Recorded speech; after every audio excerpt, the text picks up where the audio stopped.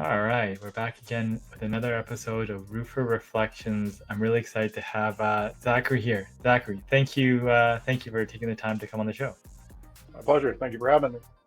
You have a very interesting background, so I'm interested to find out more. I grew up actually in Iowa and have a farming background.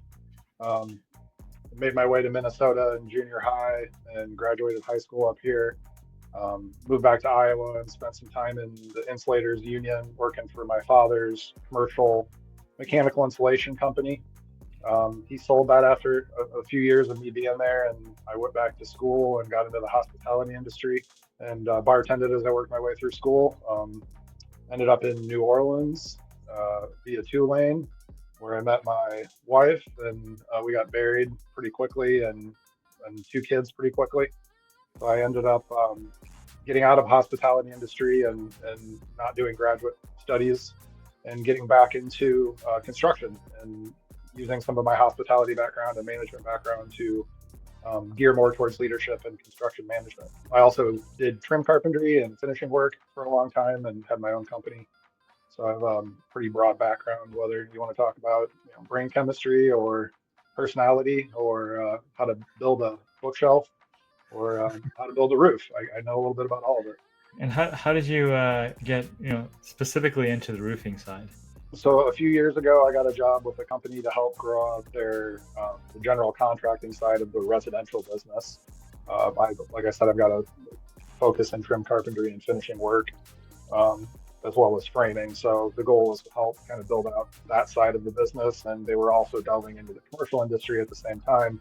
Traditionally, they were more of a storm restoration focused company doing a lot of shingle work, but wanted to broaden the revenue streams. So I had a background in commercial and a background in construction, so it was kind of a perfect marriage. And I went through a coaching like certification for commercial roofing, which taught more on the service and maintenance side of things. The program's called Service Edge, or Service Advantage is what it's called, and it's with a gentleman named Brian Mitchell, who used to run Best Roofing in Miami, and is one of the most forward-thinking minds in service and maintenance for roofing that I've ever come across.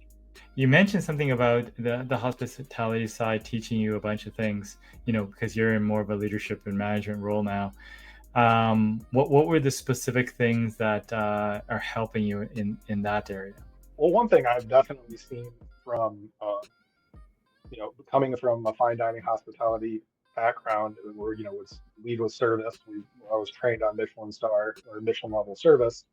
Applying that to the roofing industry has been interesting just because it's such a service. It's so lacking in service, in my opinion.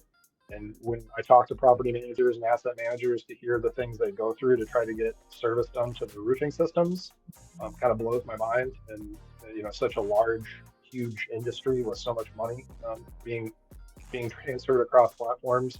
You think that somebody would have kind of nailed down the customer service side of it, but I always kind of think like, oh man, I'm not going to see anything that tops this one. And then a week later, on a new roof, and I hold my beer here. I got something new to look at. What could you do to try to be helpful? Because sometimes when people are confident, you might not. It would be hard to convince people out of them. What type of approach could you take to possibly help them out? I think leaning into your manufacturers and your field area reps for support to help you through, whether it's on the training side or actually out in the field doing the installs. But from an education standpoint, really leaning into the manufacturers to help you, one, avoid the landmines so you don't make catastrophic mistakes, but secondarily, that you're doing quality installs. So, the roofs that we're putting on are actually going to last how long, the lifespan that they're supposed to last. It's nothing like, kills me as much as, having to rip off a 10 or 12-year-old roof because it's been poorly installed and it's not been maintained. And I see it all the time. And people, oh, I've got a warranty. We only put it on 10 years ago. Unfortunately, it's not been maintained, nor do you have a warranty anymore because it's not been maintained. And you've got such water intrusion at this point because it's not been maintained. Your only recourse here is to tear it off and put the new roof on.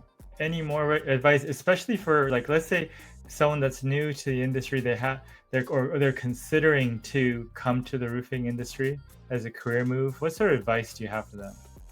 make sure you're chunking time every week to invest in educating yourself. I mean, you need the academia as a foundational, um, just foundational knowledge before you actually get into it. Having the foundational knowledge, beyond that, a lot of it's just going to be experience driven and getting on roofs and looking at a lot of roofs, and reaching out to mastermind groups or more experienced roofers in your network to possibly look to partner with, or guidance, leadership, training, any of those things. And like I pointed out before, leaning into your manufacturers to make sure that you're going through certified installer training and taking advantage of every educational opportunity you have.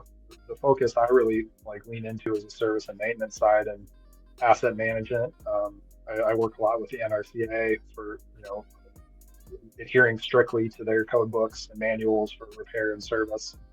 And I think it's a neglected field that is trying to grow, but it really begins with education and making sure our clients understand the systems they have in place and what needs to be done to uphold them, and we can begin to make a shift on what systems lifespans are and how we work with them.